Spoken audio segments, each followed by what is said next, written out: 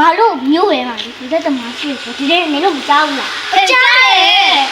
ဆောင်းနေကြမ်းတာအဲ့ဒီလိုကမားနင်ဘယ်သူပြောပြရလဲဟုတ်တယ်ဒီကဒီကအမဒီကထဲနေတယ်ငါတို့အဲ့ဒါငါတို့တော့ဖတ်လိုက်မယ်လေကွာအေးဟုတ်တယ်ရှာပွေဆုဆက်ရမယ်လေဟုတ်တယ်ဟုတ်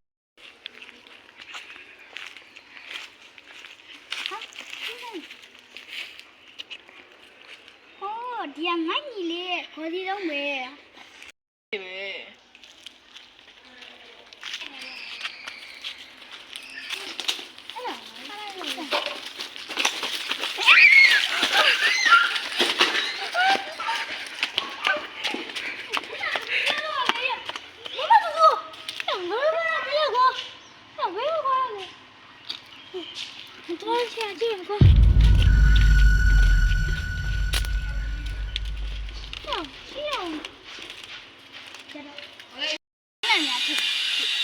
မင်းကငါသမီးဆုံးရှုံးတာခံစားဖို့လို့လား လို့သိပါလေ အခုငါပြောနေပြီလေ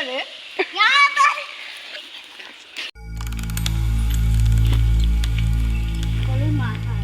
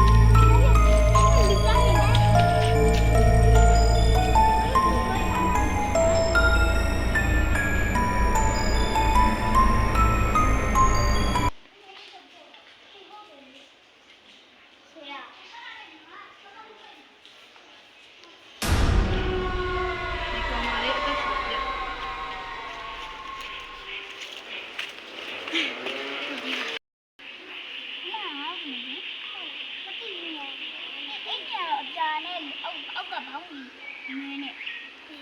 ချက်ခလေးတော့တွေ့လိုက်အေးငါတို့ရှာကြည့်လိုက်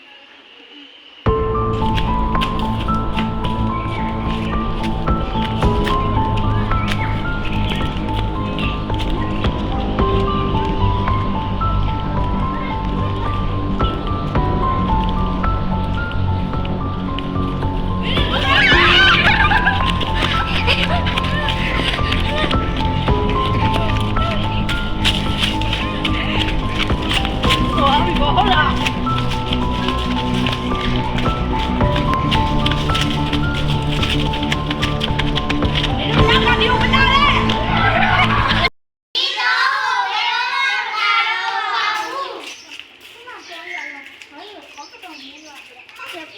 ဆောက်ရဲလေ